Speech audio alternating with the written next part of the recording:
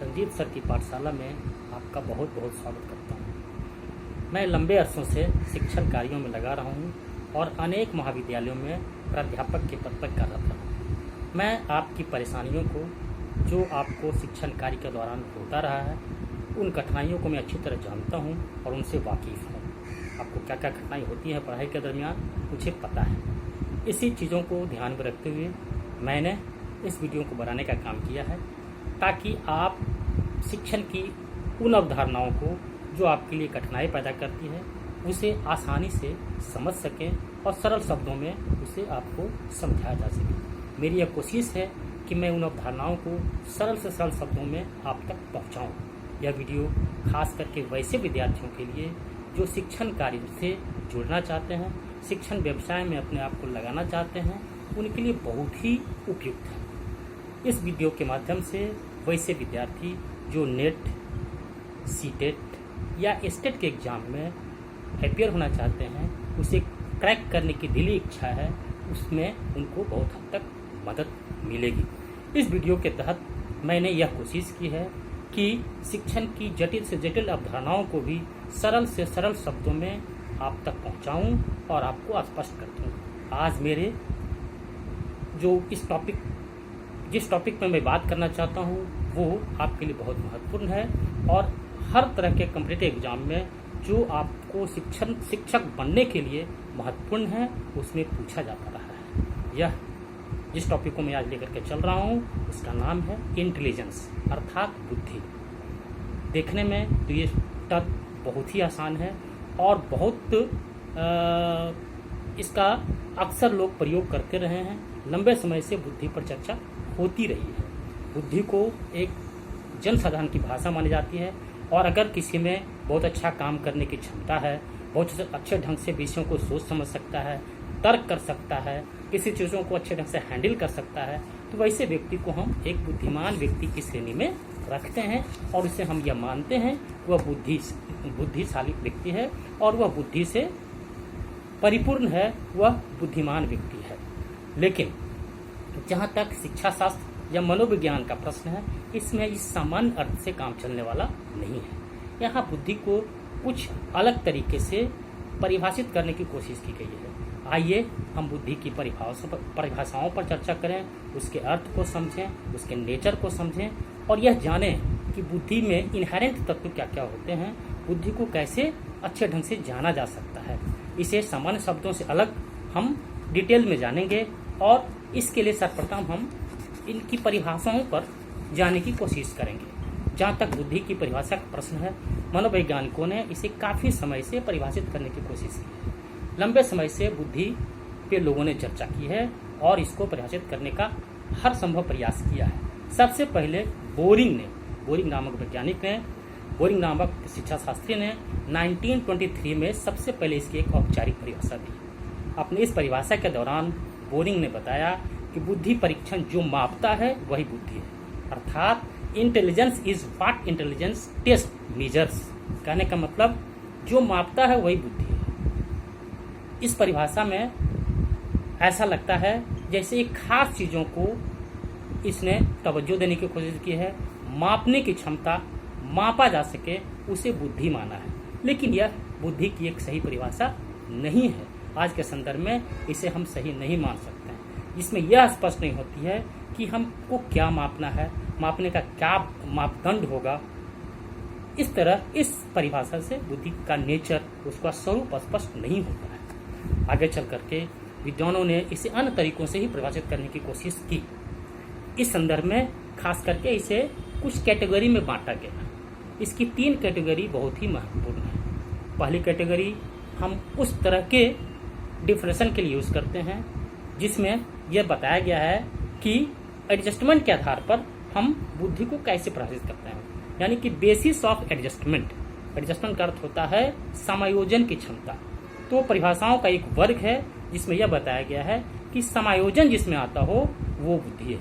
तो इसको ध्यान में रखते हुए एक वर्ग वैसा है जिसने इस पे फोकस किया है, बेसिस ऑफ एडजस्टमेंट को परिभाषाओं का आधार बनाया है। दूसरा जो कैटेगरी है डेफिनेशन का, उसमें है basis of ability to learn. वह बुद्धि वह चीज है जिसमें कुछ सीखने की क्षमता उत्पन्न होती है। तो इस आधार पर लोगों ने परिभाषित करने की कोशिश की और बुद्धि को समझने का प्रयास किया है। तीसरा वर्ग है, परिभाषाओं का जो तीसरा वर्ग है वह है बेसिस ऑफ एब्स्ट्रैक्ट रीजनिंग, यानी कि अमूर्त तर्क के आधार पर, अमूर्त विचारों के आधार पर बुद्धि की एक परिभाषा, एक डेफिनेशन उसके आधार पर की गई। इस तरह से आपने देखा कि बेसिस ऑफ एडजस्टमेंट के आधार पर, basis of ability to learn के आधार पर और बेसिस ऑफ एब्स्ट्रैक्ट रीजनिंग के आधार पर, तीन आधारों पर इसका डेफिनेशन करने की कोशिश की गई है। यहाँ हम इन बातों पे मैं चर्चा करना चाहूँगा कि ये तीनों परिभाषाएं एकांगी हैं। तीनों ने अपने अपने तर्क को ही आगे रखा है, बल्कि उन्होंने सिर्फ अपने ही मंतव्य को माना और दूसरे मंतव्य को इग्नोर किया है। तो इस तरह से हम बुद्धि की परिभाषाओं के तहत इन्हें हम शामिल नहीं कर सकते हैं। बुद्धि एक ऐसा तत्व है जिसमें एक पक्ष नहीं बल्कि बहु कारक चीज़ों को शामिल किया गया है और बहुत सी अवधारणाएं मिलकर बुद्धि को परिलक्षित करती है, बुद्धि की परिभाषा को जन्म देती है। यहाँ हमें इस संदर्भ में कुछ महत्वपूर्ण परिभाषाओं का उल्लेख किया जाना बहुत ही आवश्यक लगता है, जिसके तहत बुद्धि को अच्छे ढंग से परिभाषित करने की कोशिश की गई है। इस संदर्भ में हम यहाँ कुछ वैज्ञानिकों का, शिक्षा शास्त्रियों का उल्लेख करना चाहेंगे जिन्होंने की बुद्धि पर चर्चा की है। इस संदर्भ में जो पहली परिभाषा है वो वेसलर की है। वेसलर महोदय ने 1939 में बुद्धि को परिभाषित करने की कोशिश की। आइए देखिए कि बुद्धि पे उन्होंने क्या कहा है। उनके अनुसार, यानी कि वेसलर महोदय के अनुसार, बुद्धि एक सामान्य सार्वजनिक क्षमता है जिसके सहारे व्यक्ति उद्देश्यपूर्ण क्रिया करता है, विवेकशील चिंतन करता है तथा वातावरण के साथ प्रभावकारी ढंग से समायोजन करता है। इस तरह आपने देखा कि वेसलर ने अपनी परिभाषा में एक तरह से बहुत सारे तथ्यों को समावित करने की कोशिश की है। बुद्धि को उन्होंने एक सेट माना है और एक जनरल एबिलिटी माना है, एक सार्वजनिक क्षमता माना है जिसमें व्यक्ति अपने उद्देश्यपूर्ण कार्यों को संचालित करता है। उसके बाद जो दूसरी परिभाषा है वो रॉबिन्सन की है।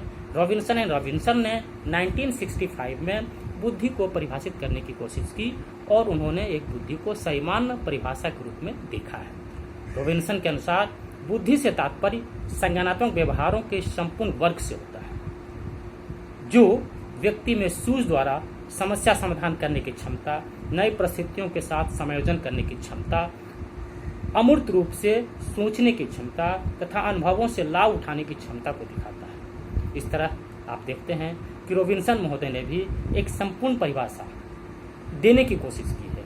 उन्होंने बुद्धि को क्या माना? उन्होंने बुद्धि को संज्ञानात्मक व्यवहारों के संपूर्ण वर्ग के रूप में देखा।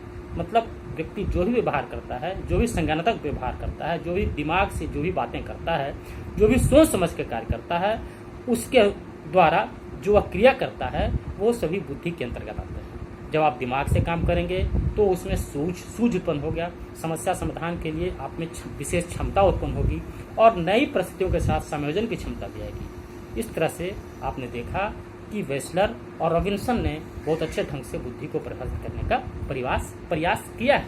उन्होंने बुद्धि के एक पक्ष की चर्चा नहीं की, बल्कि एक बुद्धि को एक जनरल एबिलिटी के रूप में देखा, एक सार्वजनिक क्षमता के रूप में देखा, जिसमें वो सारी चीजें शामिल हो जाती हैं जिससे कि कोई व्यक्ति अपने आप को समाज में समायोजित करता है और उद्देश्यपूर्ण कार्य करता है तथा किसी भी कार्य को करते हुए अपने विवेक का सहारा लेता है, पूर्व अनुभवों का सहारा लेता है। ये सारे बुद्धि के तहत आते हैं। अब हम इस बात पर विचार करना चाहेंगे कि जब बुद्धि के उपयुक्त अच्छी परिभाषाओं को देखते हैं तो उनमें क्या बातें उभर करके आती हैं, अर्थात उसकी विशेषताएं क्या है, उसके लक्षण क्या हैं, उसके स्वरूप क्या हैं। जब आप वेसलर या रॉबिन्सन की परिभाषाओं का विश्लेषण करेंगे तो आप में बुद्धि की कुछ विशेषताएं, कुछ नेचर, उसके स्वरूप निकल करके सामने आएंगे, जिससे कि बुद्धि को समझना आसान हो जाएगा। आइए अब हम इस पर विचार करें कि बुद्धि के क्या स्वरूप हैं, उनकी क्या विशेषताएं हैं। तो सर्वप्रथम जो पहली विशेषता है उसके तहत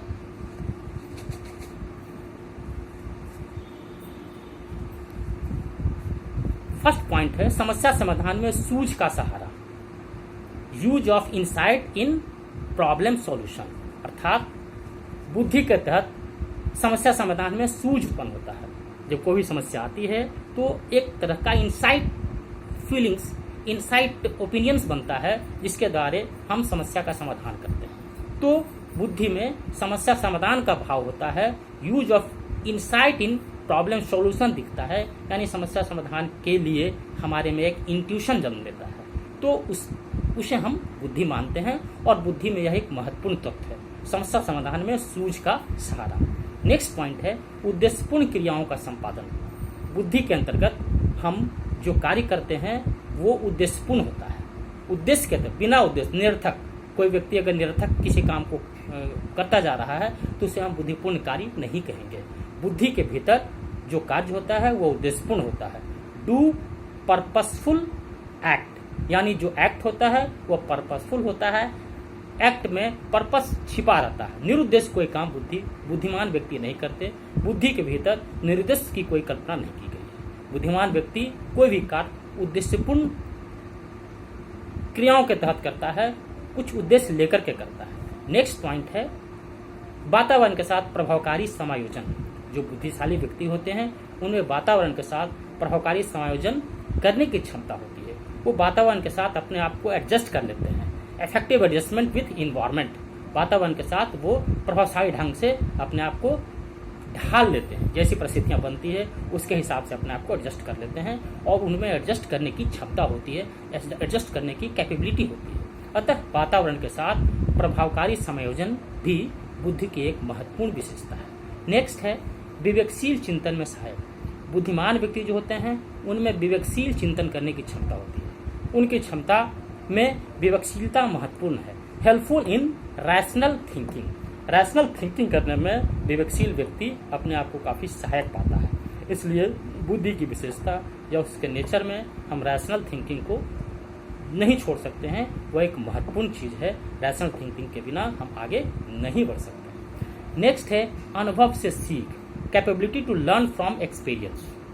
कहने का मतलब कि बुद्धि के भीतर का एक महत्वपूर्ण तत्व है, एक महत्वपूर्ण विशेषता है कि इसके अंतर्गत अनुभव से सीखने की क्षमता होती है। किसी व्यक्ति में अगर कोई बुरा घटा है तो उन अनुभवों के आधार पर अपने क्रियाकलाप में संशोधन करता है और उसे सीखने की, उससे अनुभव से सीख लेने की क्षमता उत्पन्न होती है। तो इस तरह हम देखते हैं कि बुद्धि में बहुत सारे तत्व समाहित हैं। निर्णय लेने की क्षमता होती है, वातावरण से समायोजन करना वो सीखता है, उसके बाद विवेकपूर्ण निर्णय लेता है, उद्देश्यपूर्ण कार्य होता है। ये सारी बातें बुद्धि के अंतर्गत देखने को मिलती है। तो हम बुद्धि को किसी एक चीज़ों के सहारे उसको हम नहीं जोड़ सकते हैं। बुद्धि के भीतर बहुत सारे फैक्टर्स हैं और उन फैक्टर्स के आधार पर ही एक बुद्धि की परिभाषा गढ़ी जा सकती है। बुद्धि वह चीज़ है जिसमें ढेर सारी क्षमताएं होती है, ढेर सारी क्षमताओं का समुच्चय होता है। उसे किसी 2-4 क्षमताओं का समुच्चय नहीं मान सकते हैं, या किसी एक पार्ट का वो अंग नहीं होता है, बल्कि उसमें बहुत सारी चीज़ें होती हैं जो कि व्यक्ति को बुद्धिमान बनाता है। हम इस संदर्भ में थॉर्स्टन का उल्लेख करना चाहेंगे। थॉर्स्टन ने बुद्धि में कुल 7 क्षमताओं की चर्चा की है। उसने बताया कि बुद्धि में 7 क्षमताएं होती हैं। उसके बाद दूसरा विद्वान गिलफोर्ड ने यह बताने की कोशिश की कि बुद्धि में 150 ऐसी क्षमताओं की चर्चा की गई है, यानी 150 क्षमताएं होती है जो बुद्धि को परिपूर्ण बताता है। मेरे ख्याल से चाहे थॉर्स्टन हो चाहे गिलफोर्ड हो, इन्होंने एक संख्या में बुद्धि को बांधने की कोशिश की है, लेकिन मैं जहाँ तक समझता हूँ कि बुद्धि को एक संख्या में, एक लिमिट में नहीं बांधा जा सकता है। वो बहुत व्यापक है और उसमें व्यापक और विशाल क्षमताएं निहित हैं। उसके बाद हम आते हैं टाइप्स ऑफ इंटेलिजेंस पे। टाइप्स ऑफ इंटेलिजेंस के बारे में भी बहुत सारी चर्चाएं हुई। बहुत सारे विद्वानों ने, बहुत सारे शिक्षा शास्त्रियों ने बुद्धि को टाइप्स में बांटा है और उन लोगों ने कुछ खास टाइप्स की चर्चा की है। लेकिन जब आप उसको स्टडी करेंगे तो आपको यह पता चलेगा कि वो सारे टाइप्स लगभग एक दूसरे के करीबी हैं। मैंने जहाँ तक इसको स्टडी में पाया है तो ईएल थॉर्नडाइक के अनुसार जो टाइप्स का विश्लेषण किया गया है, जो बुद्धि के टाइप्स बताए गए हैं, वो बहुत ही अच्छे हैं और उन्होंने संपूर्णता के साथ इसको बताने की कोशिश की है। अब हम ईएल थॉर्नडाइक के अनुसार बुद्धि के विभिन्न प्रकार पर चर्चा करें तो सबसे पहले हम देखेंगे कि उन्होंने बुद्धि को 3 भागों में बांटा है। सबसे पहला पॉइंट उन्होंने बुद्धि के प्रकार के संदर्भ में बताया वो है सामाजिक बुद्धि। Social intelligence. सोशल इंटेलिजेंस के अंतर्गत वह बुद्धि आती है जो समाज में रहते हुए आपको समाज के साथ घुलने मिलने की क्षमता उत्पन्न करती है, समाज के साथ मेल जोल की स्थिति पैदा करती है और समाज में संयोजन की क्षमता आप में उत्पन्न करती है। तो वो बुद्धि का एक प्रकार है। इस तरह की बुद्धि को हम सामाजिक बुद्धि कहते हैं, जिसमें व्यक्ति को एक सामाजिक प्राणी के रूप में एस्टेब्लिश करता है। सामाजिक प्राणी वही होगा जो समाज में रहेगा, समाज को लेकर के चलेगा। तो इस तरह की बुद्धि को हम सामाजिक बुद्धि या सोशल इंटेलिजेंस की क्षमता में रखते हैं। खास करके जो लोग समाज में नेता टाइप के लोग होते हैं या सोशल वर्कर होते हैं, उनमें सामाजिक बुद्धि की अधिकता होती है। नेक्स्ट टॉपिक है, नेक्स्ट टाइप्स है इंटेलिजेंस का, अमूर्त बुद्धि, एब्स्ट्रैक्ट इंटेलिजेंस। अमूर्त बुद्धि उस तरह के बुद्धि को कहा गया है जो वैचारिक होता है, जो विचारों से उत्पन्न होता है। खास करके वैसे व्यक्तियों में जो दार्शनिक हो, जो चित्रकार हो, जो कलाकार हो, उसमें अमूर्त बुद्धि पाई जाती है। वो एब्स्ट्रैक्ट चीज़ों पर चिंतन करता है, वो वैसी चीज़ों पर चिंतन करता है जो वास्तव में सामने दिखता नहीं है, लेकिन उस पर गूढ़ चिंतन करता हुआ और अपनी बुद्धि का प्रदर्शन वो करता है। इस तरह की बुद्धि को हम अमूर्त बुद्धि या एब्स्ट्रैक्ट इंटेलिजेंस की संज्ञा देते हैं। नेक्स्ट बुद्धि जिसे ईएल थॉर्नडाइक ने बताया है वह है मूर्त बुद्धि। मूर्त बुद्धि अर्थात कंक्रीट इंटेलिजेंस। मूर्त बुद्धि में वैसे चीज़ों को रखा गया है जो मूर्त रूप से दिखाई देता है।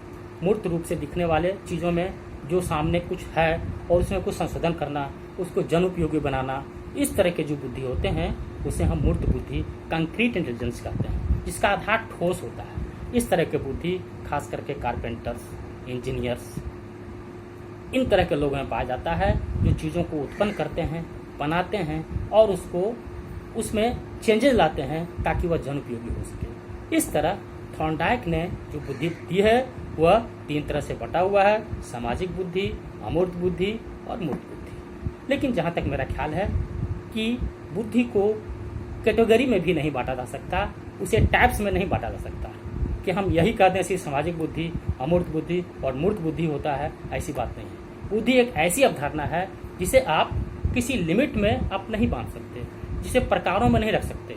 आज का समय तो इस तरह से बदल गया है कि अब तो आर्टिफिशियल इंटेलिजेंस की बात हो रही है। इसके तहत अब मशीनों में बुद्धि डाली जा रही है।